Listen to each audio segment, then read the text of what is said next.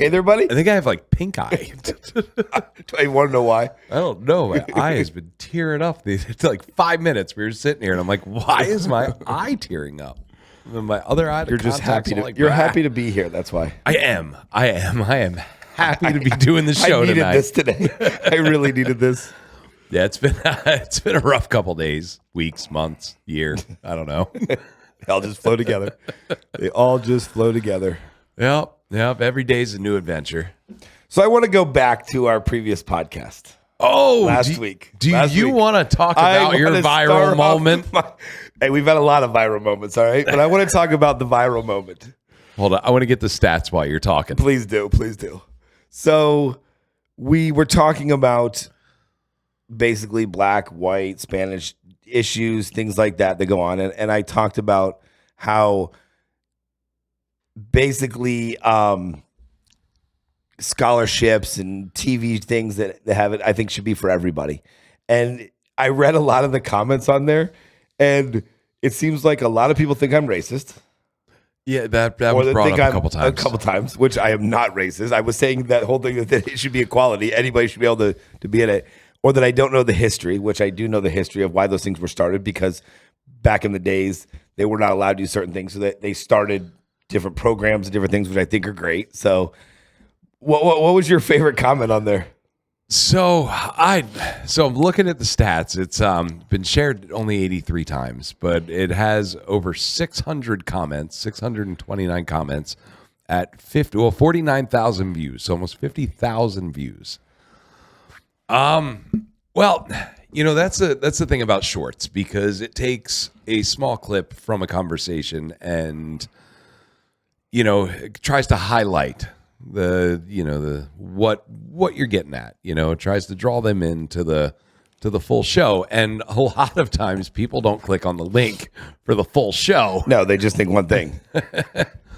But yeah, no, what you were talking about and what we were talking about at that point was, how do we end, like how do generations end racism? How do we eventually eliminate I don't think it will ever end.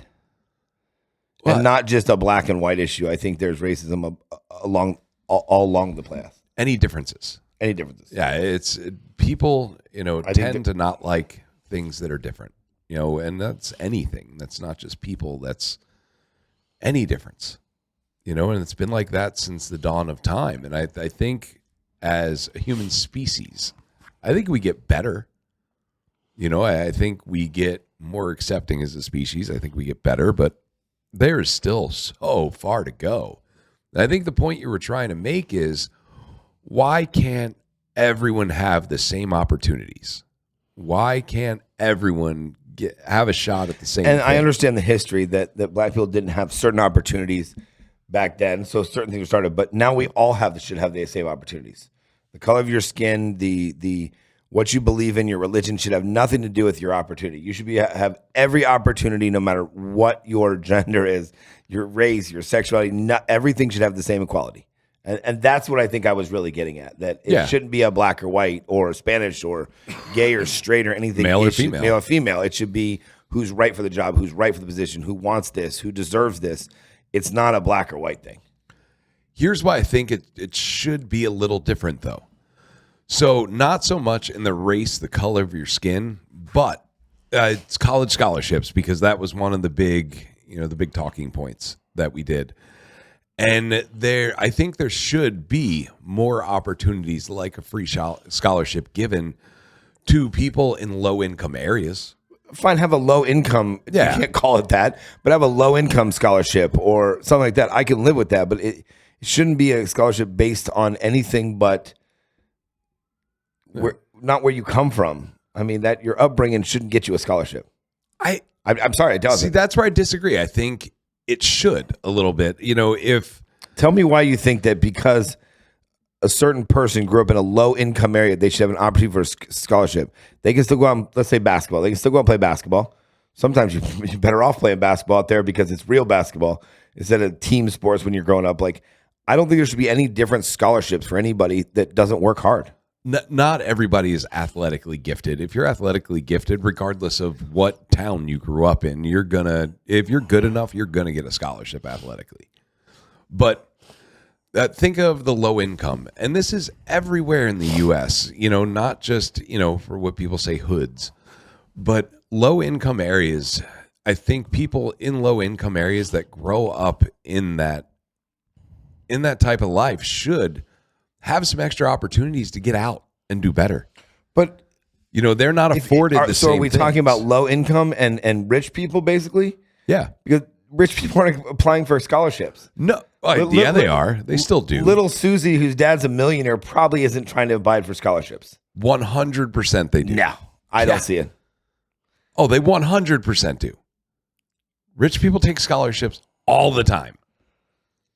I mean, I don't know. How do you think rich people stay rich? They don't spend their money. They spend other people's money.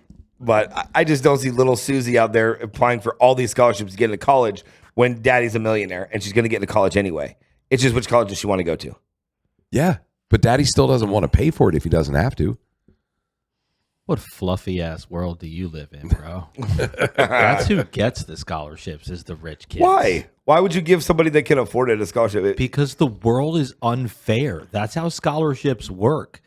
The rich guy has a whole bunch of donations that he got through his whatever, and he wants to give it to one of his friends' kids so one of his friends doesn't have to pay for his kid's school. It has nothing to do with helping So it's all about money. Yes. All about money. That's it. So that's why I think in these low income areas, they should have scholarships available to them.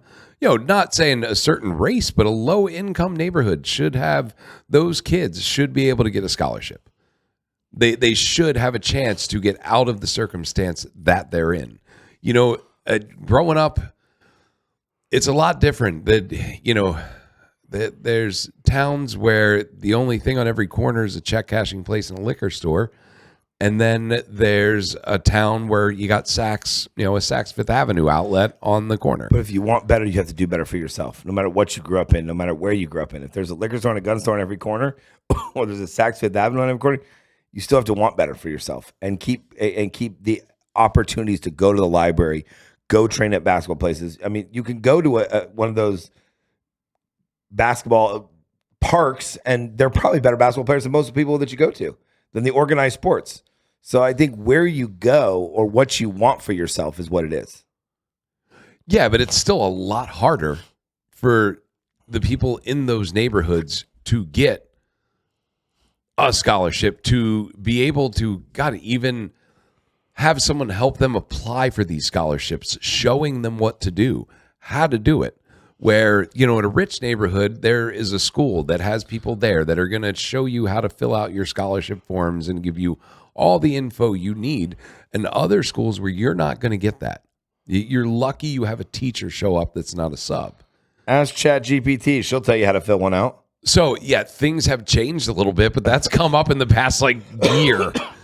I mean, this has been going, ChatGPT, if you use it correctly, can be used a lot for stuff like that. But that is AI is such a new development that, now almost everyone can have. And that's amazing. There's so many good things that you can use with a Perplexity. But there's also ChatGPT. Google. There's also other besides ChatGPT that we've had for years. You can Google how to get a scholarship, where to go for a scholarship, where to get this. Everyone has a cell phone. Every neighborhood has a cell phone. It's easy to Google, how do I get a good scholarship? I want to go to college. Can't afford it. How do I get a scholarship? And there's endless amounts of opportunities. Yeah. And you still have to figure out on your own how to get all those, where in the higher end or higher class neighborhoods, you don't. You have somebody that helps you and does it for you. You have to work harder than the other people to get that. And I think if the people work harder, if they have to work harder, they should have more opportunities because they can't afford it. That is their only option. To where rich neighborhoods, the scholarship is not their only option. If Susie doesn't get a scholarship, Susie's still going to go to school. Right. But it is a hell of a lot easier for Susie to go to college for free than it is for somebody in a low income area. I mean, that's just the facts of life. It's harder. So why not give those people that worked harder, a little more opportunity. And that's what college scholarships. And I feel like anybody that wants to go to college should have the chance to do it. And there's not as many people going to college. Schools don't push college on everybody like they did when we were in school, because college is what like you did. the You graduated only high option. school and you went to college. You went to the military or college. Now there's billionaires and millionaires saying I never went to college, didn't even graduate high school, and this is what I did. Yeah. They became creative, and I don't think college is for everyone. And honestly, I think college and a lot of stuff that they offer is a waste of time. It doesn't help you in what you're going to do for the rest of your life. It doesn't help you get ahead. It shows that you can do something and stay committed to it. So that is a plus. But there are so many people that don't use their degrees for anything they do in life now. No, just showed a piece of paper. You started something and you finished. Yeah. With grades. That's it. Yeah. And they doesn't even tell you if they were good grades or not. You'd be like, I graduated from, you could say I graduated from this college and you could have got all C's, but yet you still passed. Yeah. You carry a 2.0 average, you're fine. Here's your piece of paper. Here's your piece of paper. I graduated. I mean, I think college in most cases is a scam. It's a ripoff. Now, engineers, stuff like that, yeah, you need that higher education. So should we go more Doctors, lawyers. technical type colleges? 100%. More career-based colleges? Yes. That is what's needed. A bunch of people reading books isn't needed in the world. But you learn history. Yeah. History repeats itself. History is a good thing to learn. Well, ChatGPT, you can learn that on your own. You don't even need college for that anymore. But, talk about AI and how much energy that uses and how much energy that takes. They are scrambling. Governments across the world are scrambling to figure out how they're going to find the power to provide AI to advance. This world is going to need electricians, and a lot of them. 15 years from now, an electrician is going to be one of the highest paid jobs in the country. And there's no one doing it because, they've been taught for so long, you don't need to get your hands dirty. It's going to get to the point where people are going to have to get their hands dirty again. We're going to need mechanics, plumbers, electricians. And, even if the robot apocalypse, we go iRobot, somebody's going to have to fix the stuff. Right. Will robots fix themselves? I mean, eventually they will, but there's going to have to be somebody until it gets to the point where the robots can do everything themselves. But I think we're a little far away from that now. But I mean, that's Musk's plan for Mars, is to send robots up there to do the job. You don't need to breathe air. You don't need any of the things that you don't need to feed or water a robot. You need to figure out how to charge it. But I mean, you got solar up there. I mean, there's things you can do to charge it. Energy, Yeah. And that is what Elon Musk wants. He's said in interviews, he doesn't, he's not looking for everyone to have their own robot like the Jetsons. He wants to send it to another planet to create an environment and an atmosphere to where it's another planet that we can go to and we can live on. That's wild. That is. Where are you going this weekend? I'm going to Mars. Yeah. Yeah. Most people go to Orlando and we're going to Mars. Yeah. But I don't think we get there in our lifetime, but we get there eventually. And, who knows with all the alien talk. Oh, jeez. Well, I mean, the alien. I'm tired of the alien talk. I'm tired of the Epstein files. I'm tired of the war talk, but like they're covering up this or covering up that. It's just aliens and Epstein have been put on the back burner. Yeah. It is all Iran now. Yes. Everything. Did you see the big market shift? Like when Trump said that we were going to hold off for 5 days on all the threats and try and work it out with Iran. Like 15 minutes before he made that announcement, someone a bunch of companies short sold the oil prices for $1.5 billion. And then they bought it. 15 minutes later, the oil prices drop. They made a shit ton of money. Well, you don't think they know it? Who do you think wrote his speech? You don't think a quick little text? You don't think that they have their own little group text? I'm being facetious, but you don't think they have their own little group text? Oh, 100% insider trading. Insider trading happens all day, every day. Yeah, and the government's probably the worst one. $1.5 billion At 15 minutes before his speech. Yep. And that's not insider trading. But did Jeremy just solve it? Is it the speechwriter? Is that the telling you. leak? It has to be. Quick little text to your girlfriend, boyfriend. Hey, bam. She, he, whoever, text out 30 people real quick. Bam, click, done. Little group text. We have our group text all the time. We do. Quick little group text. It's the dude on the teleprompter. Jimmy, who is the speechwriter? Can you look that up? Now I'm curious. I'm telling you, I just solved the biggest puzzle. The speech, the one who writes the speech is for Trump. I'm telling you, quick little text, you're done. Cryptid phone, little signal that says, it's probably a little signal, dude. I'm telling you, it's going to rain in Pittsburgh, and bam, you know what to do. Can't get in trouble for saying it's going to rain in Pittsburgh. I mean, you know. I bet you there's codes, there's things, they have everything. There's just too many things that happen with the market switch, literally hours, minutes, right before something happens. You're telling me there's no insider trading, that these 3 or 4 companies just sold a bunch, $1.5 billion worth, 15 minutes before a speech. That's insider trading all day, and they'll never look at it. Nobody's called it out. Have you heard anybody say anything about it? Well, the journalists have, but Right, insider trading. the SEC has not. And the SEC... The SEC is probably the one that did it. They know who did. They can find out who did it with the click of a button. They know who did it. Now, it's not one big... it's not one big investor. It's a shell and a shell and a shell. Yeah. I called Joe. Joe calls Bob. Bob calls Steve. And Kevin ends up selling it. We're not connected. We don't even know each other. Yeah, it's hedge funds. It's hedge funds. It's Blackstone. It's these ones that... And Blackstone owns millions of companies. Yeah. All they have to do is get information from one, take it to a company they don't even own that my buddy Joe owns, and says, hey, do this.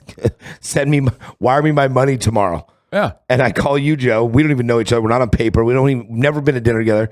And I give you a little text. It's going to rain in Pittsburgh. And bam, send me my $7 billion tomorrow morning. Yeah. And we're not connected. We don't know each other. We've never spoken. We have a middleman that texts him. He texts you. So we're not connected. Yep. And you wire him. He wires me. Everybody gets their little cut. And that's the way the world is. Like, everybody gets their little cut. Yeah. But it happens all the time. When anything big like that happens, just look. Barron Trump did the same thing. What did Barron do? I have to look it up again. I'll be honest with you, I don't want to talk about it too much because I don't know. But he bought a bunch of oil right before the war, right before they declared war on Iran. Well, I know Jimmy will look Yeah, Jimmy will look it up.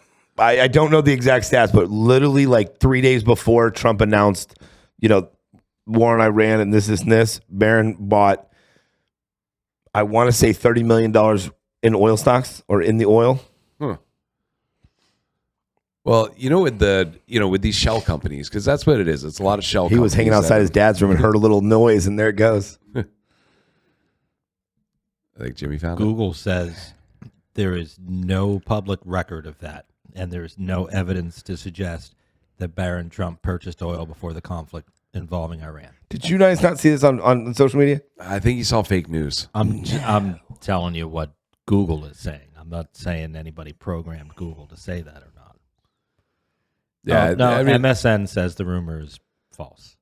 Okay, fake news. Okay. All right. That's the problem. Research before you come on. I think you're funny, don't you? He says, I don't want to say it, but let me say it. But that's the thing. You don't even know what true news is anymore. Well, no, because AI, you can make anything look real. But you get these But what companies. if they do it and then write a bunch of fake news that never happened? Isn't that the perfect cover up? Well, I mean, it'd be easy to cover a lot of stuff up now. You can cover anything up. Yeah, just make up a bigger lie. Right. And make it look real. Hide the Epstein files. Go to war. Hide the aliens. Do this. It's just one big vicious money cycle. But, I mean, you can almost guarantee that was insider trading with the No, 1.5 not almost. billion. It is guaranteed. Wow. 15 minutes before they decided to sell $1.5 billion worth of oil. 15 minutes before. Somebody could get lucky. Oh, yeah. You're just like, you know what? Let's just go ahead and get rid of all right, maybe 10,000. I get it. You got lucky. But this guy didn't scratch a lottery ticket and win. He knew exactly when to sell it. 15 minutes before it's at its peak. They make the news announcement, and all of a sudden, bam, the guy just made billions. Yep. Or at least millions. Oh, yeah, he made millions. Millions. And They you don't made tell me millions that's off it. insider trading right there. Oh, I think 100%. Who was the name of the speechwriter? that it lost it. But yeah, that's funny. Maybe it was President Trump's speechwriter that gave the insider trading info for that $1.5 billion. Somebody has to write the speech. Somebody has to write down. He has 3 main speechwriters. Are you sure you want to do that? You want to say their names on the internet and accuse them and claim them? Yeah. Sure. Okay. Yeah, why not? Ross Worthington, I don't Vince think it was Haley, him. and Stephen Miller. Oh, it's definitely Stephen Miller. Why it got to be a Miller? I didn't even think Why of has that. it got to be a Miller? I don't know. I hate you both. It just felt like immediately went to that guy. He immediately. He's like, "Oh, Miller." That's the one. We're not friends. I'm done with you. I'm done with you. I don't know. It just felt like that Stephen Miller's the guy that gave the insider trading info for that $1.5 billion in oil short sales. What are you basing that on? Feeling. It's a gut. Okay, Gut cool. feeling. Does it sound far-fetched? Maybe we need a disclaimer before Does your this gets gut cut feeling off. Does it sound far-fetched though? He said it with confidence, so I mean, I did. Do you even know the guy? Not a clue. You just guessed. It just felt, out of all 3 of those names, it felt like Stephen Miller was the one that did it. That was typing up the speech on the teleprompter and made a little phone call that Pittsburgh's going to rain today. Well, think about it. The SEC knows they can look into any trade. They can find out who it is. Now, yeah, it's these hedge funds and they have all these shell companies and they make all these trades. And it's not a big trade because in a publicly traded company, a major investor, a major player is named, whether it be a company or a person. Okay, $1.5 billion is not a big trade. It wasn't done by one person. It was all these shell companies. Because they own all the shell companies. I know. Or they're all in it together. But because if 37 of them, all worth $1.5 billion, all 15 minutes before, all the same time are clicking their sale button, you're telling me that it's not insider trading. That's how they get away with it not going public, because you don't have to disclose. It wasn't one major player. It wasn't one mover. It was a bunch of little ones, granted, owned by the same person. 2 million or here, company. 8 million here, 3 million here. And before you know it, it's 1.5 billion by 37 different companies, Yep. all tied together. Don't want to say owned together, Yeah. but all tied together. And the SEC already knows who it is. And they haven't. So, Well, they got to get their cut too. well, they haven't said, and they haven't written in a formal investigation, but they know who it is. So they're either going to do something about it or they're not. They're not going to do anything about it. Probably not. Nothing. No. Nothing. The lawyers already had it drafted up that if you say it's us, we're suing you. I'm telling you, it's already. That's the worst part about everything is they're protected. They're everything else. Yeah. The government. It's who you know, not what you know. I would It's who you say know. a big portion of who you know is very important. That's it. It's who you know. Yeah. I think you got to know things too. Yeah, know people. Yeah, you have to also know other. Somebody knew Steve Miller. Steve Miller, man, Steve Miller. taking him down. That guy. Feel so bad for that guy. It's like it was one text. It's one text about it's going to rain in Pittsburgh, and here we go. One text. But back to this the war part though. I don't. It depends on what you watch, and of course, there's Democratic news, there's Republican news, and they are always on so far. They're so far apart on what they say. You have the president of the United States who's coming on television and telling everyone that we've destroyed their Navy, we've destroyed their Air Forces, we've destroyed everything. Their leaders, we killed them. They elected new leaders, we killed them. We're just destroying. But then everyone. we have 5 days to negotiate.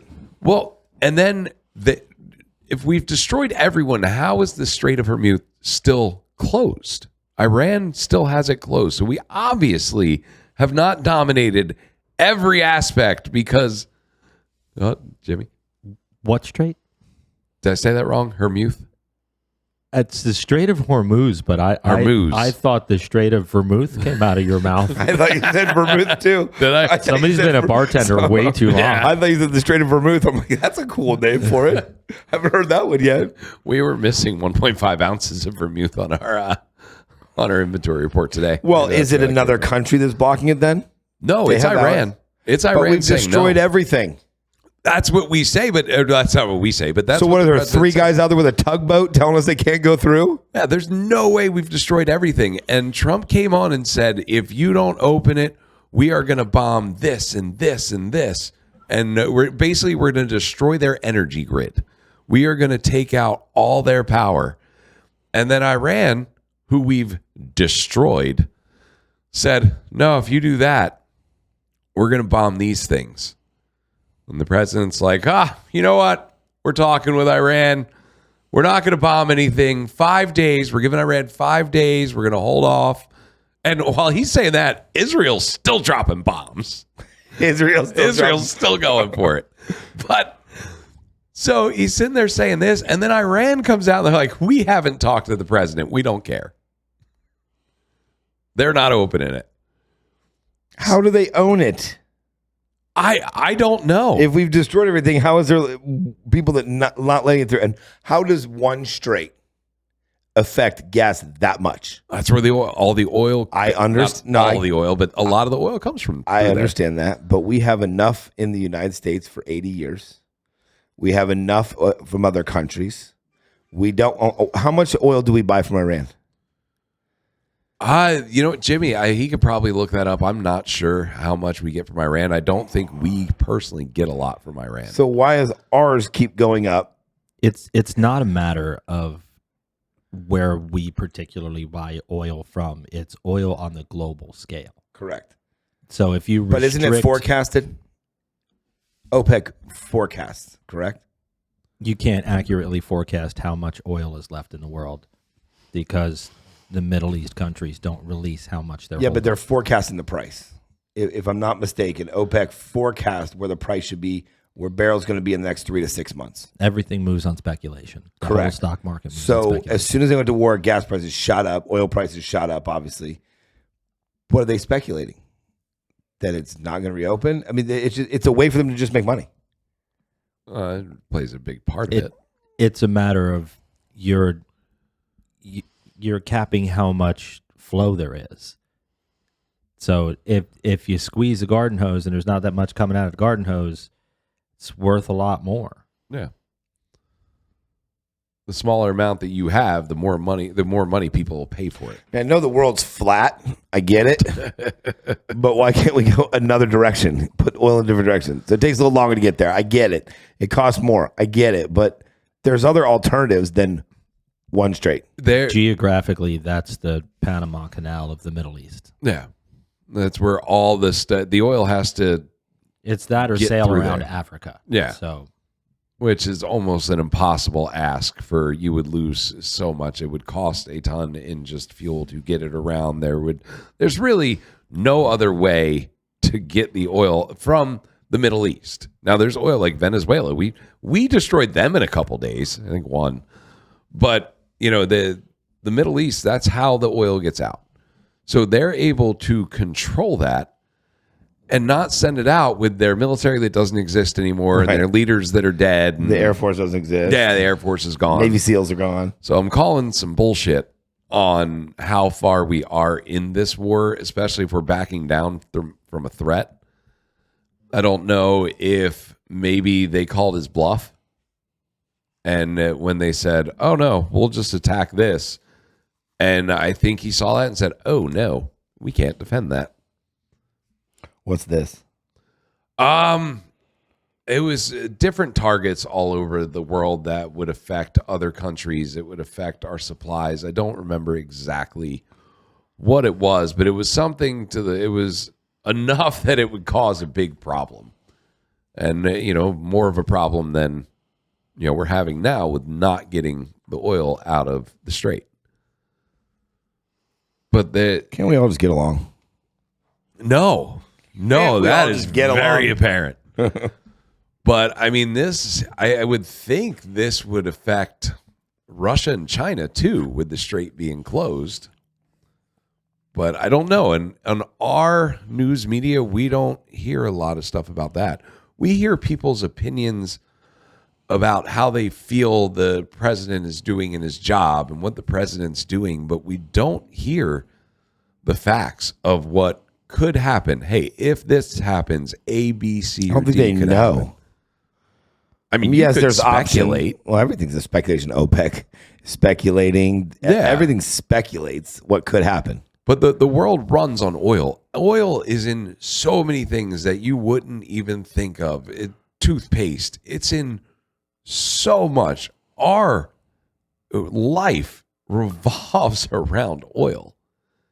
So you're taking the main building block for what we need as a species to live the life that we live now and have the things that we have. You need oil. That's it. Gold's nothing compared to oil. You know, hell, most people don't even trade on the gold standard anymore. But oil runs the world. Mm-hmm. He who has the oil runs the world. Yeah. And I mean, I see, like, I think our initial thing was, hey, let's just go take all the oil. You know, Venezuela, that was easy. Let's go get Iran. And maybe not so easy. Well, they destroyed everything, remember? Yeah. But and then you watch other news sites and they talk about how we're running out of ammo and the U.S. doesn't have enough ammo to go another month in Iran. And I'm calling BS on that too. I highly doubt that, you can think what you want of the president of the United States, but I highly doubt he would put us in a war if we didn't have enough ammo. It's just another sidetrack to get you away from something. Yeah. Somebody who was probably out there, a news reporter heard, hey, we're getting low on ammo, and took it all the way to the left. Yeah. Oh, they're out of ammo. No, we're getting low on it. We have pallets and pallets back on base. We're just low right now, and they took it and ran with it. Well, Jeremy did. I did. No, I was saying that. Who said we're running out of ammo? Oh, it was it was on not Fox News. What's the CNN said that That's a load of horse shit. Yeah, I know.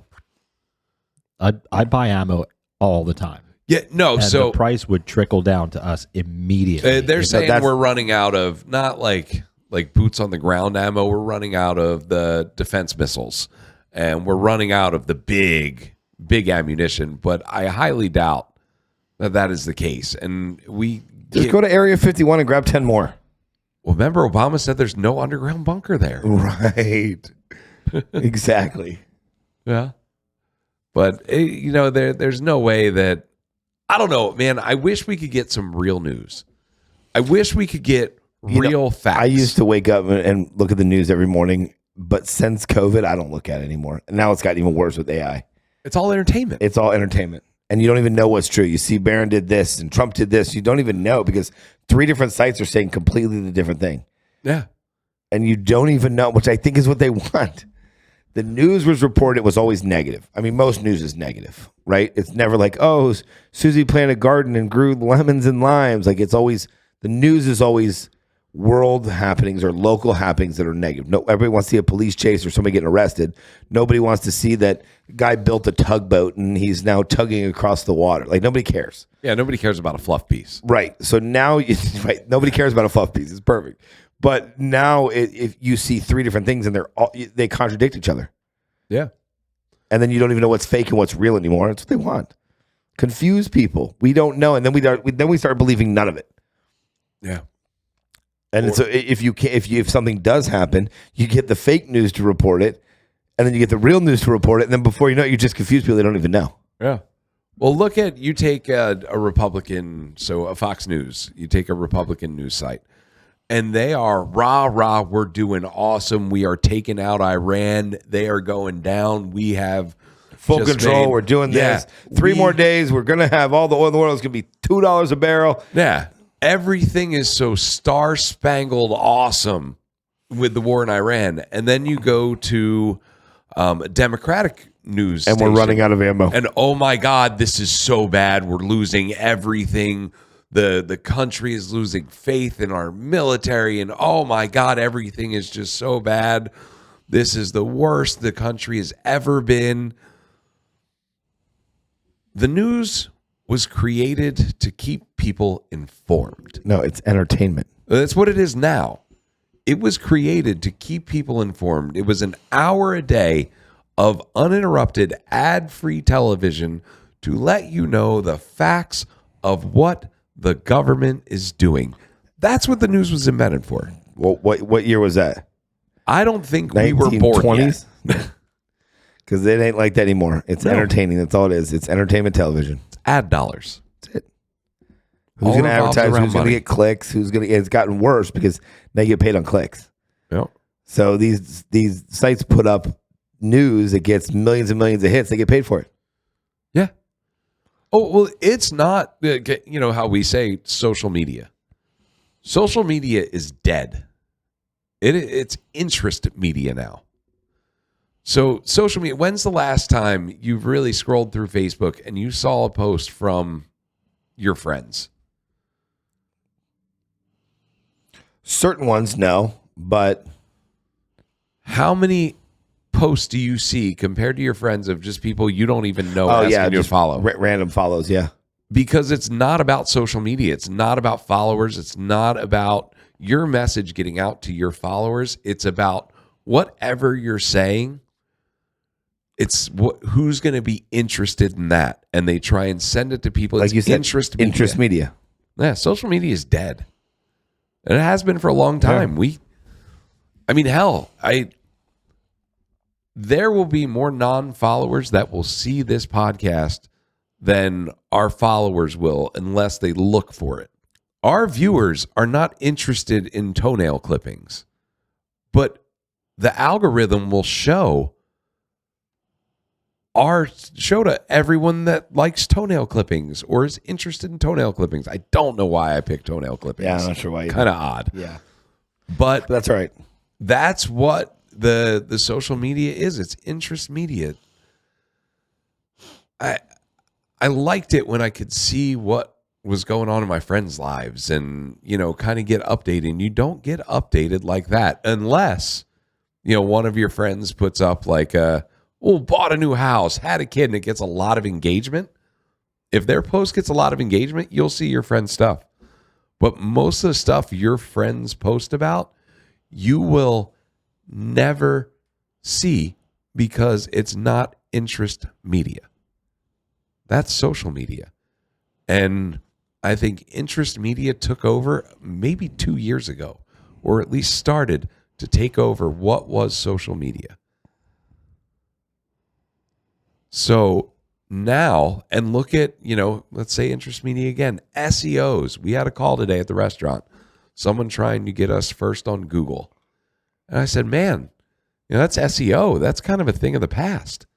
It's like, well, what do you mean? You got to get top rated on Google for your website. I was like, no, how are you going to make AI say that I'm the best restaurant? Because search engines like Google. Now, Google is the biggest search engine in the world. But now people are using ChatGPTs. They're using Perplexities as their search engine. They're not even using the normal search engine Google. Do people still do? Yes. But it is drastically reduced. And I would say 3 years from now, Google's going to be pointless. It'll be something else because everyone's going to be using AI to find their info, to find that best restaurant, to find the best shoe to wear. Not going to be Google. Your SEO is not going to matter. And you know what Gemini, Google's, I believe Google is Gemini's AI.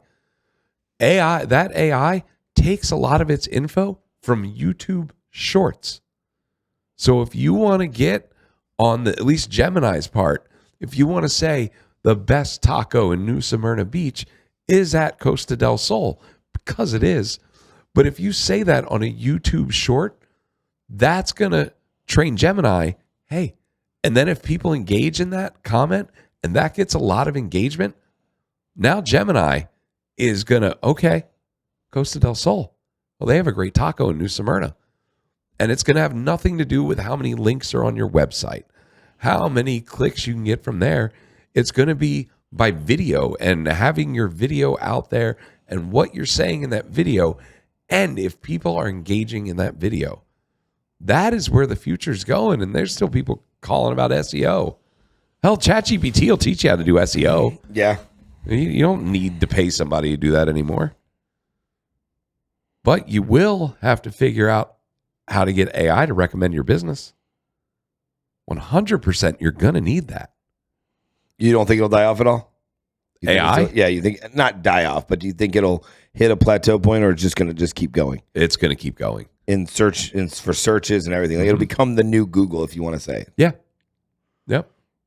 This is where people need to get on board. This is a huge change in our economy, a huge change as a civilization. It's like when the internet first started. That's where AI's at now. And it's coming quick. It is advancing way faster than the internet did. So, everyone's going to have to, every business owner, whether you're a small business, big business is probably already on this. But small business, you're going to have to figure out, how do you get the algorithm to like your place? What do you have to do? You're going to have to make video. It pulls from videos, though. You said the number one, it pulls from shorts. Yeah. Yeah. So why isn't everybody on this? Because they don't know, and people are scared of the unknown. And honestly, people don't have the time to learn all this stuff. Hell, I mean, we run a very stressful business, so we don't sleep. So I get some time to research things. But man, everything is changing at such a rapid pace, whether it be AI, whether it be SEO, whether it be interest media. Everything is changing, and there are so many people that don't realize it's changing. Everyone that's starting something new, this is where you need to get into. You need to get into the new thing, because it's not going to blow up right away. But you give it a couple years, the people that got on that now, the people that made the choice to go with the new technology, this is going to work wonders for them. And, it's just simple saying. I wonder what the number is that people use, call it ChatGPT or some Perplexity, over Google. I would have to guess, but I would say probably 30% right now. Definitely think it's around 30% of people that have started using AI instead of Google for a search. But I think it's a lot of the younger demographic. I'm not saying that Karen, the 50-year-old, isn't using AI, but I think they're still on the Google. I think the 30-year-old, though. I think the 30-year-old's getting it. Probably more than the younger generation, because the younger generation is still so TikTok, we just got to get on TikTok. We just got to get on TikTok. And yeah, that's important. Like, God, we were having a conversation about TikTok Shop, and I was saying TikTok Shop is going to be huge for the people that are getting on that now. And you don't even have to buy anything. You just sell other people's stuff. But then you start to get to live online auctions. I mean, this has been so big in China for the last 3 to 4 years, and it's just starting to get over here. You are not going to believe in 2 years from now, I'm telling you, maybe even a year, live online shopping like the old QVC, because the younger generation has no idea what QVC is. I remember QVC. QVC is coming back, but it's going to be on TikTok, but it's going to be live shopping, and live shopping is going to be huge. And there are some people starting to do that. But you got to find your right niche. But with interest media, you don't have to find the people that are going to follow your niche. The algorithm is going to do it for you. Mm-hmm. You just have to be compelling. You have to have good quality in what you're doing. You have to have good editing. Your quality has to be good, but you don't have to go find those followers anymore. They'll find you. Interest media will take care of that for you. It's wild. I went down a rabbit hole. You did. I did. You did. World's changing, man. You're going to be the Come On Karen today. Oh, God. We did start a new segment. Questions from the industry. So we get random questions about, and a lot of it's legal stuff that we get, which it's fun. Being 20-year vets and restaurant owners and managers, and we've seen a lot. Hell, we've both been sued multiple times. We've learned a lot in the time, and I was like, man, it's a different question. But Eric is the name of the listener. He goes, the restaurant I work at requires us to tip out the back of house, and I want some opinions on it. When I first started, the servers told me to just throw them a 5 at the end of the shift, but recently the cooks have been complaining to the owner that servers only tip out $5. The owner asked us all to throw them 10 to 20 and not to be cheap about it, but I don't think that's fair to us. There's usually 4 to 5 servers on for day shift and 2 to 3 on night shift, and usually 3 cooks on for both. So they're still making decent tips for cooks. I don't mind throwing my cooks some money here and there or giving them 5. Tonight I had to tip out $40 on a slow night between the cooks, busser, host, and dishwasher. Just seems a little high. Am I crazy? What's the reason he's tipping out the back of the house? I don't think I've ever had the back of the house tipped out. So that sounds like it's a company policy. The owner said, you need to tip them out. Can you do that? So states are different. So I had to look to see where Eric was from. Eric's from California. So you want to talk about like weird, labor laws and state laws, California takes the cake for weird shit. But, and this is a case in most states. In California, you are not required and cannot be forced to tip out someone who is not receiving a wage that is for a tipped employee. So a cook who is making more, like here in the state of Florida, it's $10.98 for servers, bartenders, and $14 for, a minimum wage job. So a non-tip job. So I'm not sure what the minimums are in California, but it is different. There's tipped wage and then there's non-tipped wage. So what the company Eric is working for is doing 100% illegal. You cannot force any of your tipped employees to tip out a non-tipped employee because they make a wage, they make a livable wage that doesn't have to do with tips. Now, there's states and, because the owner doesn't want to pay more. Yeah, 100%. Because, let's just say they're making 18 an hour and they want 25 an hour, 22 an hour. He doesn't want to pay the 22 an hour, which I can understand. I mean, I'm not going to say he's wrong, but it's, you figure 3 cooks, another $6 an hour, is another $20, $25 an hour between the 3 of them. I mean, you're talking another $200-$300 a day, $3-4 grand a month, $5 grand a month. Yeah. So he puts it back on the servers who are making tips, which I'm not going to say it's right or wrong, but I understand why he did it. It's super illegal. Definitely wrong. Wrong? Illegal or wrong? Both.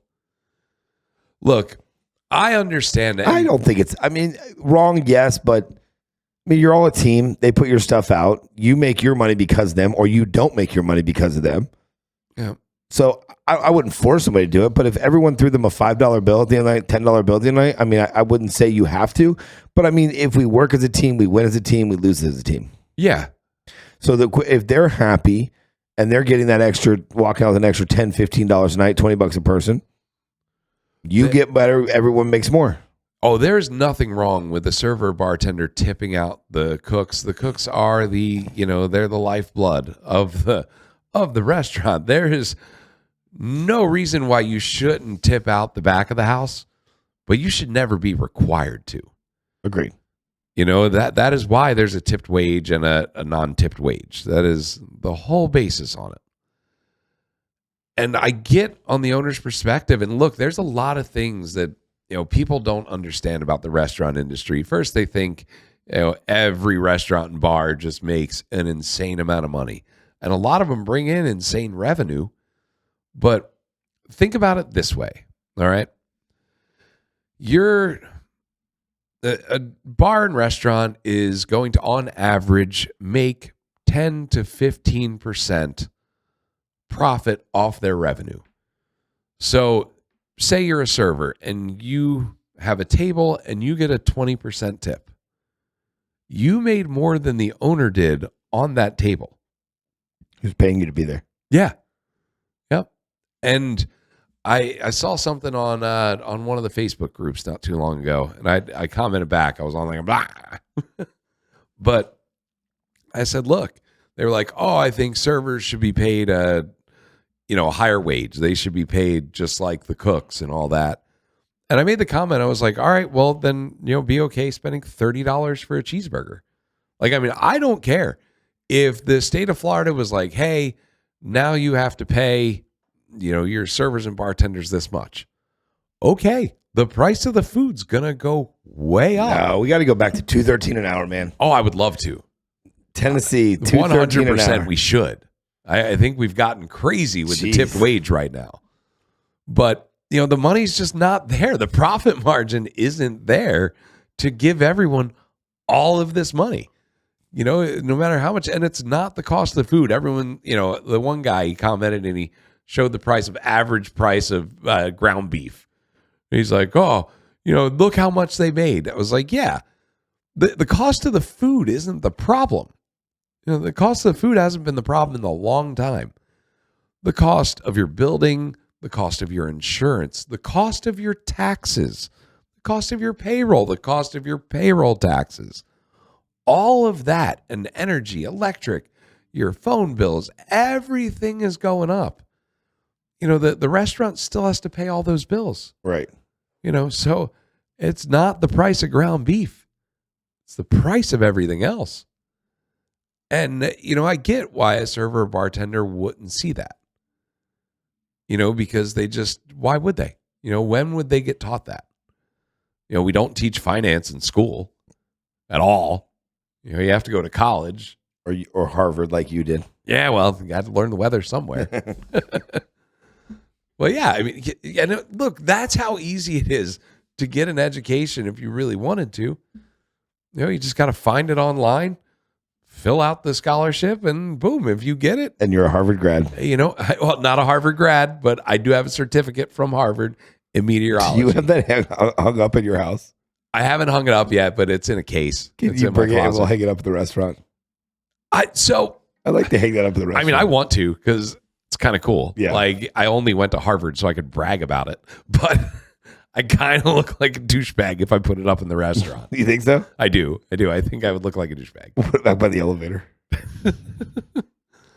That's the only reason I took the course. Well, not the only reason. I love weather. I love storms. Hell, every time we have a hurricane, I'm out there with my camera and I'm in the thick of things. Tugboat in the middle of the street. Joe Cantori is going for it, man.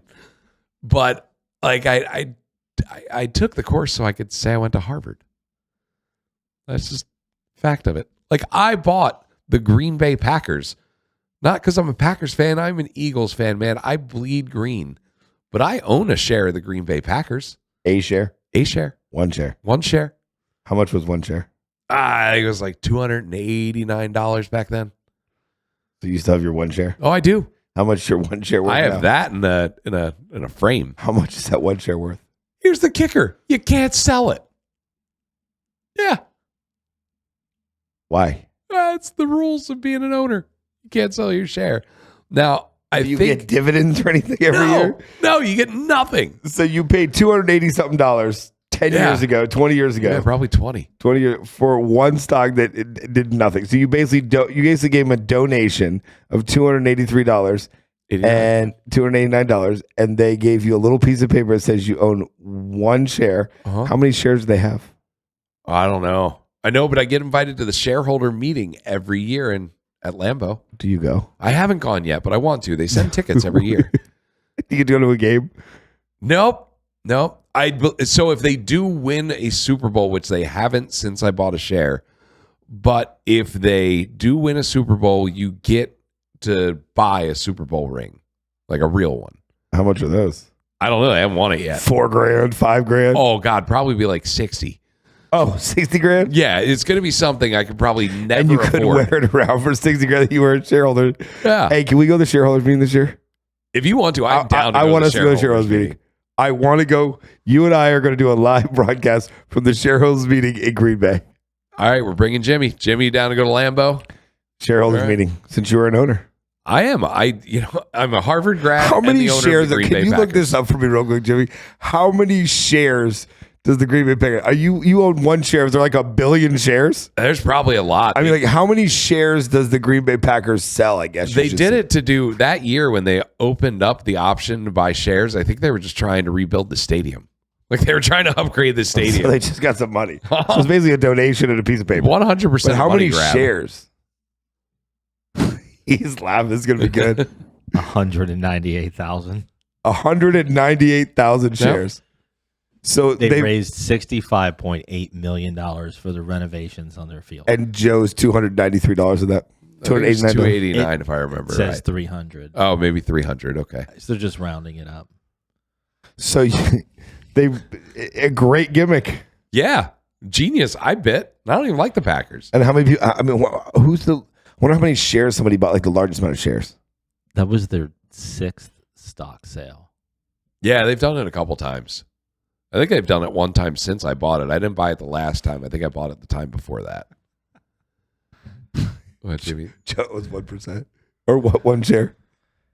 So like 0.000 of a percent. I don't know. Nothing. You own nothing of a percent. He owns a piece of paper. I have a stock certificate that says I have one share. Can you please bring the that in next week? Oh, 100%. I want you to bring that in. Jimmy, I'll send it to you so you can put it on and the your screen. Harvard grad. All right, I'll send that to you too. The Harvard diploma is worth more than this. It is. It costs more too. But at least we get to go to the shareholders meeting. I mean, I'm down to go to the shareholders meeting. I think it'd be fun. fun. I've always wanted to go. It's just never come up. What is it every year usually? I don't know. It'd be bike week. So I'll go. I don't know. I'll have to look it up, but we can definitely go. Maybe it's before the draft, so it's probably coming up. I'd go to the shareholders. That'd be fun. Yeah. And there's like, dude, there's a website like Green Bay Packers shareholders on the Green Bay website, and you get like merch that only 198,000 people can get. I mean, you have to pay. Is your name on there one of 198,000 owners? So you have the opportunity to spend more money. I do. To give, and you could buy a ring for 60,000. Yeah, it's probably more than that. We'd have to wait for them to win, but I think they'll charge so much money. I'm surprised. Can you buy Eagles stock? No. Green Bay is the only pro franchise that has ever done that. But what does it mean? It does nothing. They raise a bunch of money. You can't sell it. You get nothing except for perks.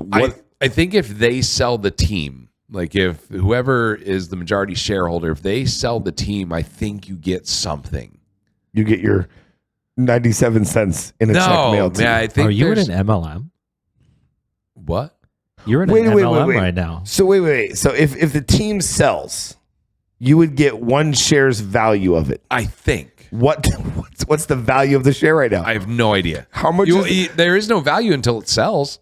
It's got to be a value of the share. You pay $300 for it. It has to be a value. Yeah. Each share has to be worth something. $300. Well, if you can't sell it, it's not worth anything. Jimmy's like, no, if you can't sell it, it's not worth it. Yeah. Like, I think the only way you get money is if they sell the team. And they just keep handing it down family to family. They'll never sell. They're never going to sell. That was a good donation. It was, yeah. But, and when you buy this share, funny thing, you have to sign this agreement. So I am not allowed to talk negatively about the NFL, or Just I could like lose an my MLM. ownership. What is an MLM? Multi-level marketing. It's a pyramid scheme. Pyramid scheme. Oh, yeah, I'm definitely part of those. Yeah, absolutely. I definitely did 100%. that. He's like, I definitely did that. But I can say I'm the owner of the Green Bay Packers, and that is not a lie. You're a shareholder. You're not allowed to talk negatively about the team. So, yeah, I can't talk negatively about the NFL, any of the NFL's decisions. I can't talk poorly about the referees. Like, I can, like, in conversation, but, like, I couldn't. I feel like you've done that on this podcast. I have too. Nope, I am very I think that easy share's about getting what I taken. say. That share's getting taken. No, I know the rules. I'm very easy about what I say. I don't, I'm smart there. They can't take my shares So away. you paid money and are under contract, Yeah. but To you not don't talk get negatively, anything. which is your freedom of speech. I get to say I'm an owner of the Green Bay. I'm an NFL owner, and no one can take that away from me or call me a liar.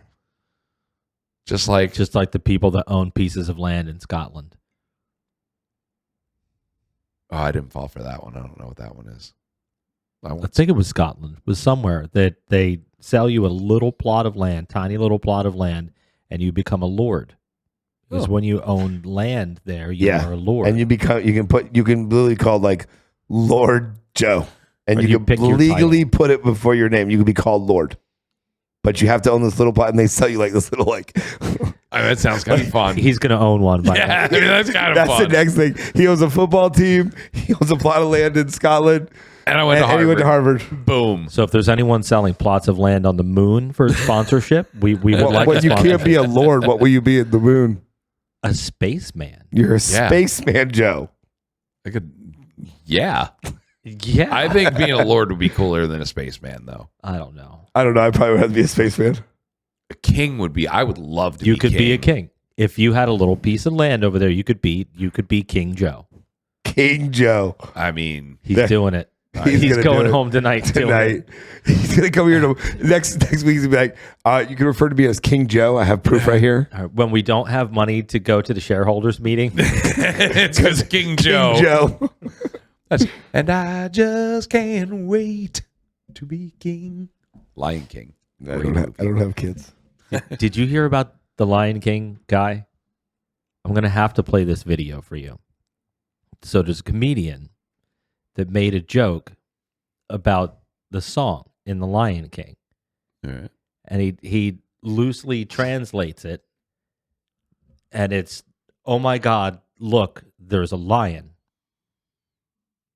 That's what those words are in the song. Oh my God, look, there's a lion. Huh. And now the man that wrote that song is suing the comedian. I have to play you this video. And people got to chill out. Suing with the comedian for what? Defamation or like what? What is he? What do you sue for? He disrespected his work.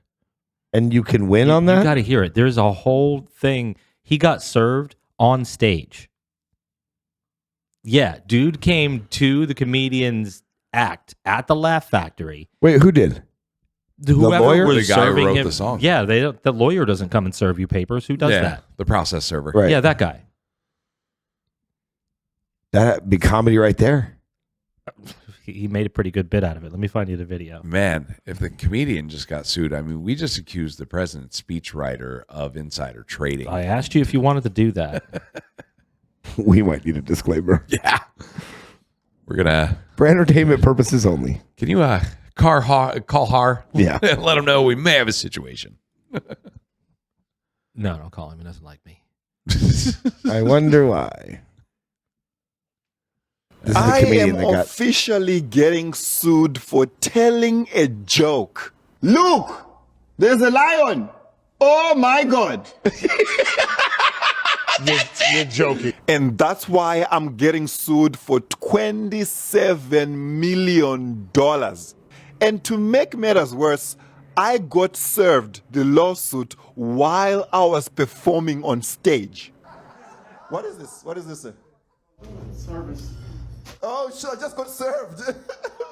Oh, shit. Oh, my God. You just... For those who are wondering what this is for, I did a joke about the Lion King. I don't know, you saw it? That was me, yeah. I'm paying for that shit now. This is the shit. Fuck the Lion King. I just got served, bro. Yeah, I got served right in front of you guys. I'm now raising money a GoFundMe page.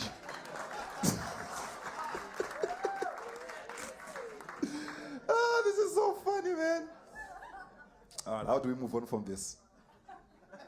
You know, this is what happened. You know, I was watching The Lion King, and my question was, why do these lions have American accents? And they're like in Africa. And the only accent they gave it to the monkey. What the fuck?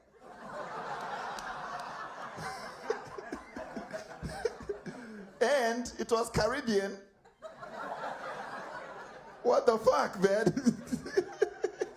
Listen, I now have a gluten allergy, anxiety. I got served. I'm now American. Yes. Right now, I'm looking for a lawyer Man, I need a very good lawyer. If you know anybody out here that is willing to help me, please reach out to me. My emails is down there. It's right here. Please reach out. I need your help. I can't believe I'm getting sued for telling a joke. What kind of stupid world do we live in? This world is stupid. Can you it's freedom of speech. He said he made a joke. We can talk about anybody's thing. We can make a joke about anything. I mean, they talk about the president. They make a joke out of this. They show, and this guy made a joke about Lion King, and he's getting sued for $27 million. You can get sued for anything. Yeah, but it's not going to stand. Maybe not. I wish I was a lawyer. I would help the man. Like pro Tell bono, me what I would take that. It's case. freedom of speech. Yeah, he can say anything to anybody about almost anything. There's a couple key words, obviously, but you can't tell someone you're gonna this or you're gonna do that. But he made a joke about something, didn't offend anybody except obviously one guy. But how is that even possible? It probably will get thrown out, but he'll need a lawyer. But if anything, he'll have to pay for a lawyer. His life will be inconvenienced. Somebody will pick this up pro bono. I hope so. And he's now going to make a lot of money. Bert Kreischer, help that man out. Get him a lawyer. I feel like this is where Bert Kreischer would shine. He comes in, he helps him, pays for the lawyer, takes down the guy suing him. Bert's a hero. And I don't know why, but the first person I thought of to save that man is Bert Kreischer. Yeah, where'd you get that? I don't know. He just, if for some reason, and he doesn't really like to donate a ton. So I think this would be a good one for him. Yeah. I won't disagree with you. We're going to tag Bert. Everyone tag Bert. Let him know that he needs help. And I know we went over time, so I think that's going to be our Come On Karen. Our Come On Karen, Bert Kreischer, save the comedian that just got sued for making a joke. Make the world right again, where we can go on air and we can say whatever we want within reason. This episode brought to you by Stir Hospitality. Go to stirhospitality.com if you are a new restaurant. If you're a restaurant that is not seeing the profits that you used to. Bar and nightclub. Bar and nightclub too. They will get you back in the black. Stirhospitality.com.